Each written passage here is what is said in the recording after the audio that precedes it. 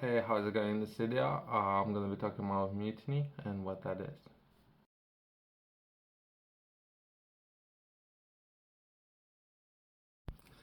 A mutiny is a term used to describe a rebellion or revolt, typically by members of military or naval units against their commanding officer or against the established authority.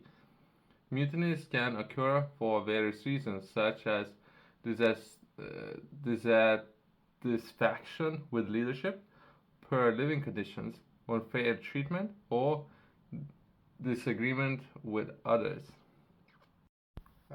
For those of you who haven't been in leadership position yet, perhaps you're planning to take on more responsibilities, perhaps leading a team. It's kind of fun experience for those of you who haven't been in this kind of position yet. But overall, that's more of the Navy, but depending on the role and where you might find yourself. I just thought it would be interesting to bring some attention to what to expect. Just highlighting the key areas that would be cause of mutiny, that would be poor leadership, harsh conditions, low morale, or injustice. Most likely, that will be one of the reasons why as a leader, you need to prevent any of those conditions happening. Usually, it's never one thing. But usually, it's uh, uh, I have my own way of doing it. I don't want to talk about too much of how I would lead the team and how I would manage that.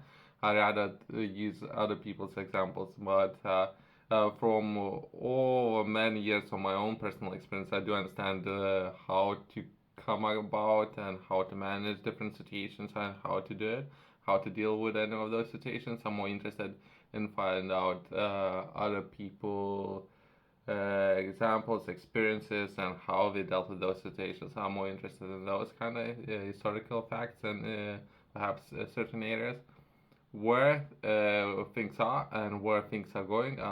Any work-related situation or environment where I would find myself, I would understand everything very, very fast. Just based on my experience, I can predict things where they are and where they're going very fast, just based on that. But other than that, I'm more interested in finding out what perhaps and share some examples of historical facts and data. Uh, let's continue. Let's take a look at some historical examples. That would be French Army mutiny in 1917.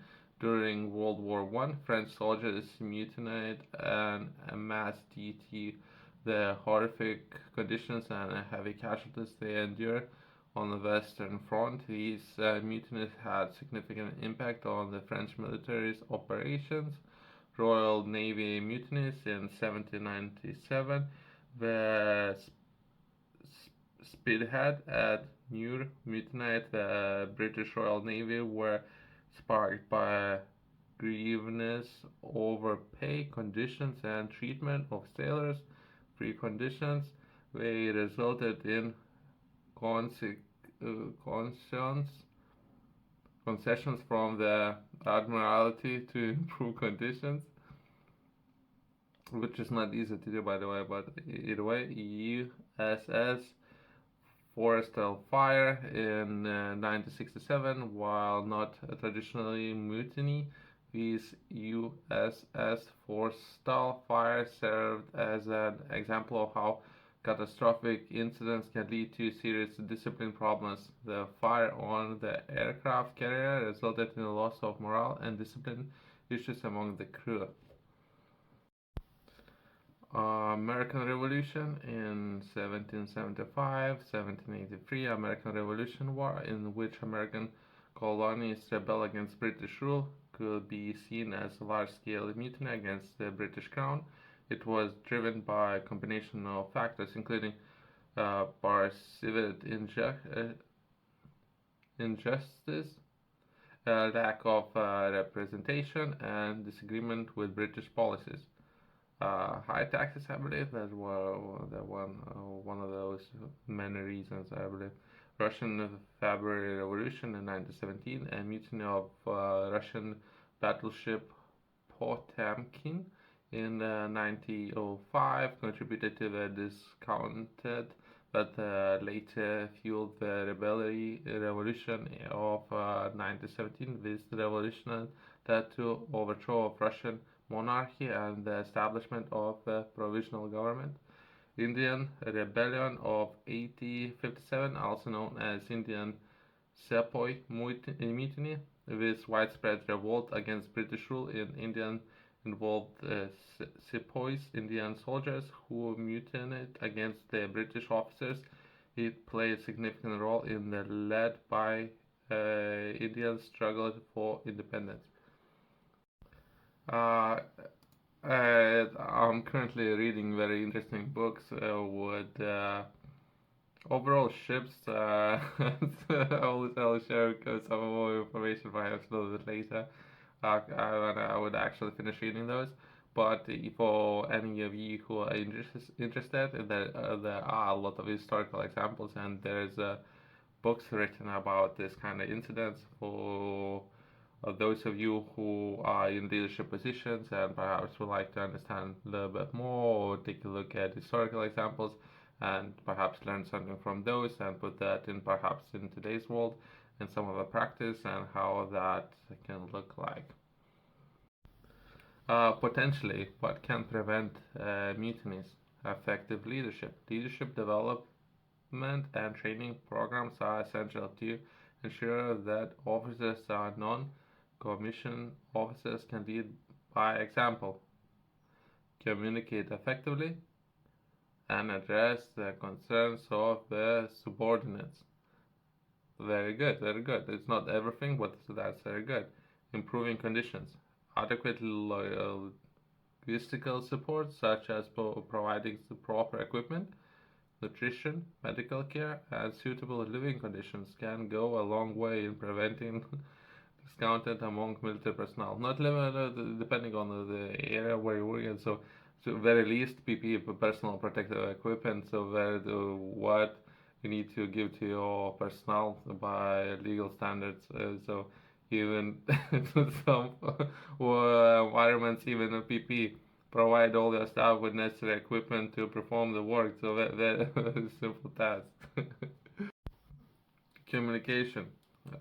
Establishing a culture where grievances can be reported and addressed without fear of reprisal is crucial. An effective chain of command can access the ombudsman of chaplains can facilitate open communication.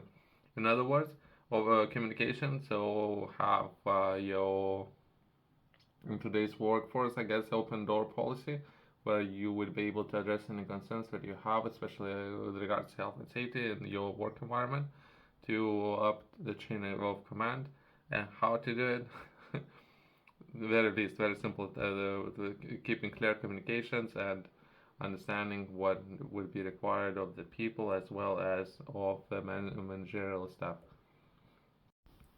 Training and discipline. Rigorous training, adherence to military regulations, and maintaining a strong discipline in the system are essential for preventing order and preventing mutinous behavior.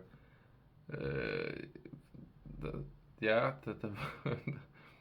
that's one way to look at it. It's definitely not limited to some of the areas that I have just mentioned, but yeah, that's definitely some of those things that everyone should be aware of.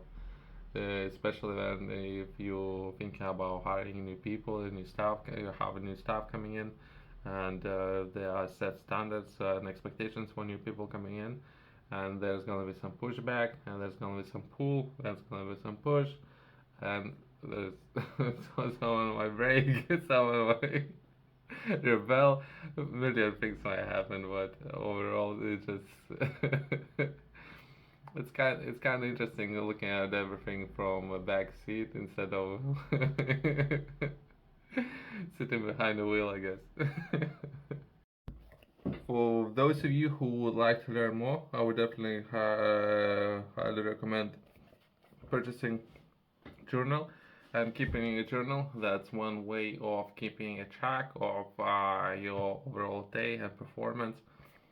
A quick story, right? So, depending on your leadership staff and overall management, depending on what role you do, some of the tasks that you might be required, either way, depending on how much you are getting paid.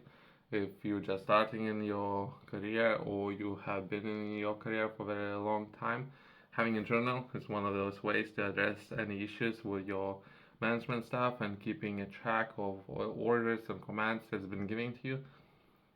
Just a quick note, other than that, I would highly recommend structuring your day and key areas, and I have defined those areas. And if you would like to learn more, feel free to go to the description below. You can purchase this journal on the company's website, as well as top retailers have it as well.